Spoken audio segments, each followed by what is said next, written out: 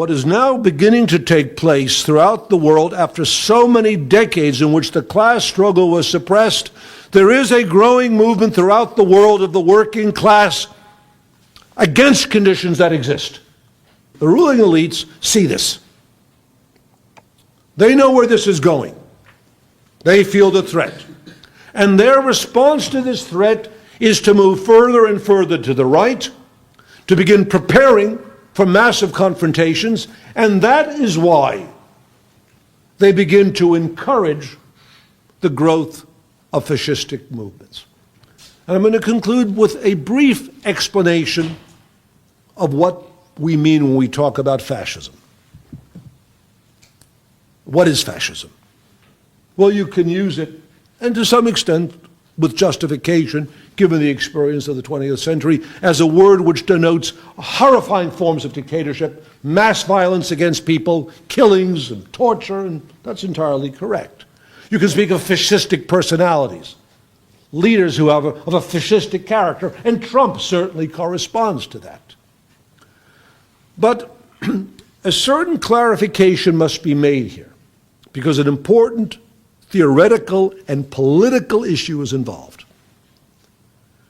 The socialist movement began discussing fascism in the 1920s, in the aftermath of the Russian Revolution and the formation of the Communist International.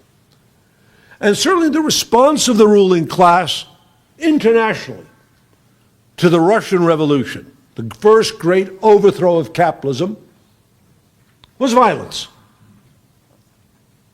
The organization of military squads, extra-parliamentary groups to attack the working class.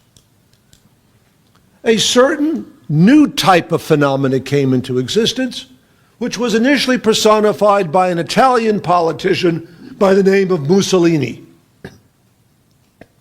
And what was distinct about Mussolini, an ex-socialist, an ex-syndicalist, was that he had the idea that he could organize paramilitary squads, recruit among elements within the middle class, utilize their hatred of the workers, and direct them against the working class.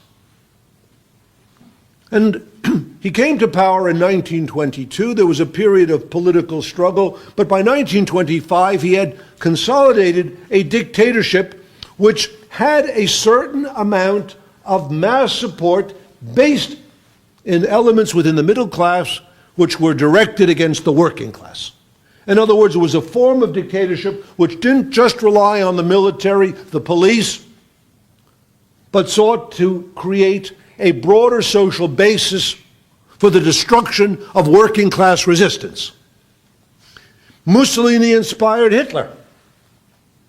And Hitler took this concept and expanded it and was able to build, especially in the aftermath of the Depression, which broke out in 1929, and the growth of mass unemployment, and the desperation of ever broader sections of the lower middle class, a mass movement, stormtroopers, military squads, for violent attack on the working class organizations.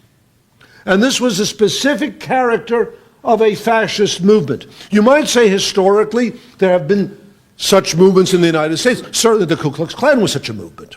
The organization of a middle class, lower middle class rabble against the working class, particularly the African American working class, to smash their resistance to oppression. Now, Trotsky explained at the time that the only way a fascist movement could be defeated was through the mobilization of the working class, and he made another point, that fascist movements can never really come to power until that point when the working class is demoralized, where it is unable to find a path to power. And then elements of the middle class and the population who are wavering between these two forces lose confidence in the possibility of socialism and turn to the right. Now, I want to make this critical point. The next stage of development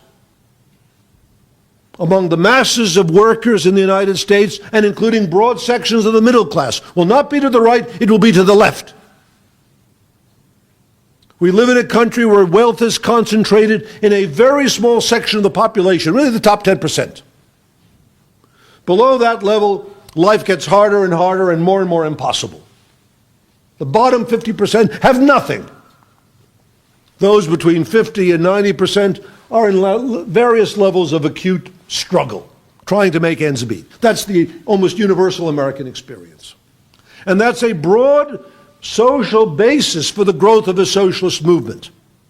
But the challenge is to provide that great mass of the working population with a political program, with a perspective.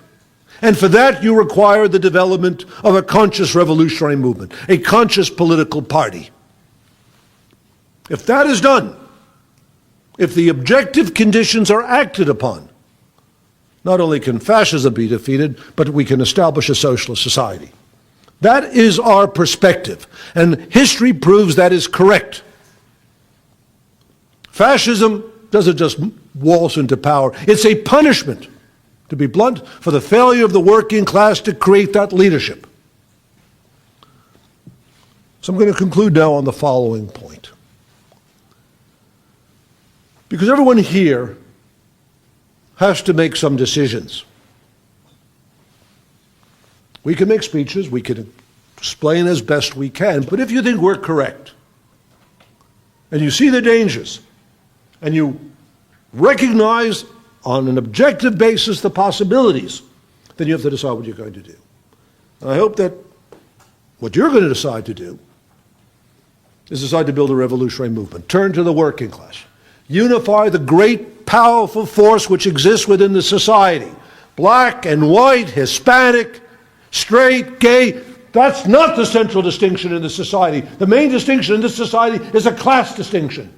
Those who control wealth in staggering levels of billions, which are wasted on these people, while hundreds of thousands and millions in this country go hungry or lack education.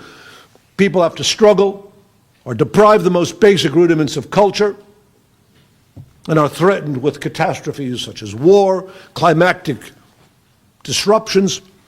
You've got to decide what you're going to do. You've got to make the decision to fight, and if you make that decision, then you should join our party and help us build this revolutionary movement within the United States and internationally. Thank you very much.